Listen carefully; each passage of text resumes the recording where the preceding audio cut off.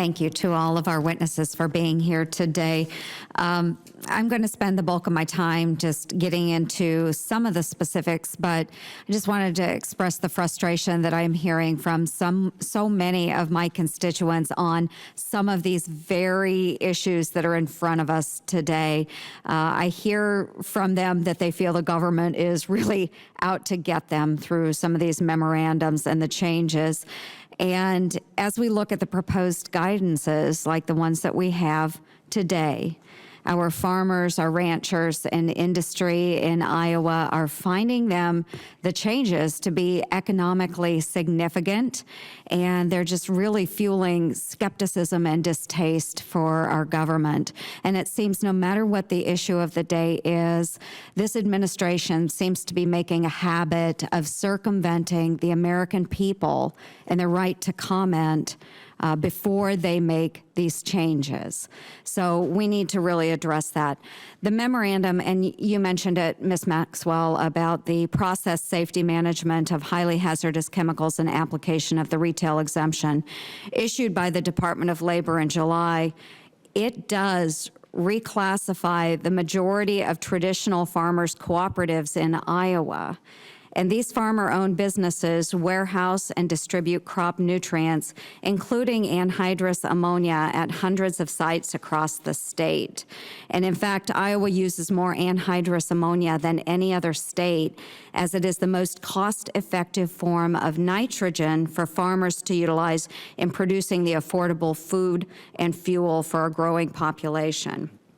The changes OSHA has made will be difficult, if not impossible, for the companies to implement within the 6 months provided for in the guidance, and will yield little, if any, safety benefits.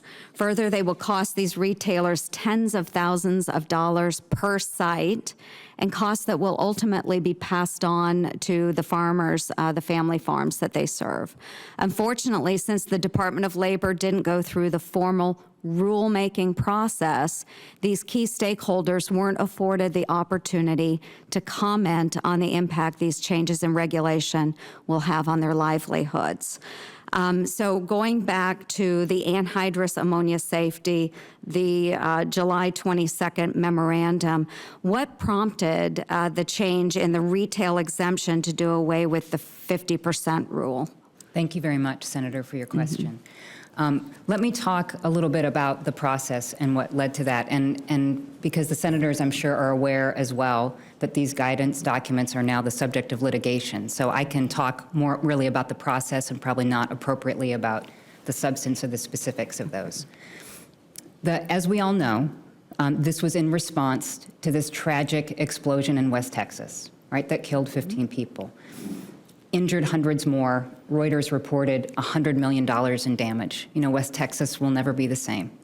And all of us, I know, are committed to preventing any such catastrophic tragedy from happening again. So how do we work together to make that happen? I think there really was a very robust stakeholder engagement process as we embarked on following that. This began with an executive order from the president, right, saying to look at the gaps, a careful look at the regulation, and a conclusion that the guidance was out of date. We then embarked on a very robust stakeholder engagement process. We published an RFI in the Federal Register that clearly forecast that we were looking at the retail exemption, that we were looking at the hazardous chemicals percentages, right? So really communicated to the community, this is what we are looking at. Right. We're publishing an RFI in the Federal Register, and we're getting these comments back. I'll stop you right there. One, then it sounds like maybe we should have gone through the rulemaking process rather than doing a memorandum on this, if we are engaging the public in such a manner. No, I think this is a case where we looked at the requirements for OMB on significant guidance.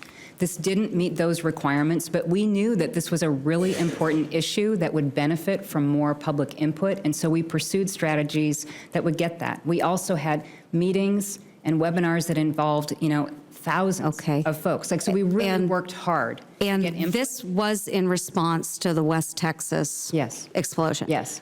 Then that was determined to be ammonium nitrate, not anhydrous ammonia. Those are two entirely separate point. substances. So again, my question would be, why the change in the 50% rule for a substance that wasn't even involved in that incident? Thank you for clarifying that it was in response to West Texas and other chemical explosions.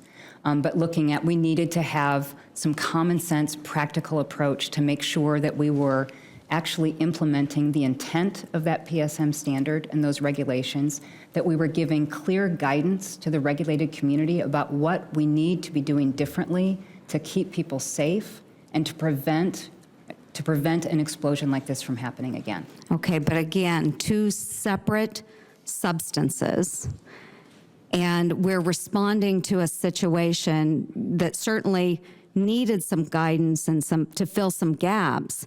But what the agency ended up doing was covering a whole nother group of chemicals where there hasn't been incidents. And we were charged with looking at those regulations. Was the guidance actually effectuating Congress's intent, right, of these standards? There were gaps to be closed, and that's what we worked to do, and worked very, very hard over a 2-year process to have a lot of stakeholder engagement.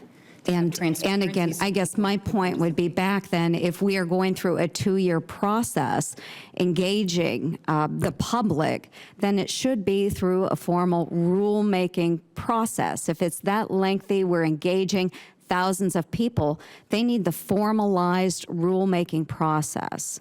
If we're taking that time, we might as well do it in a way that we're able to engage all of the stakeholders, especially when it is so economically impactful to their livelihoods. But again, it was done through a more informal process where the agency was able to determine that even substances that weren't involved in such a significant accident are included. I guess that would be my point, that if we are taking the time to do this, it should be through formalized rulemaking. Thank you, Mr. Chair. Senator Alexander.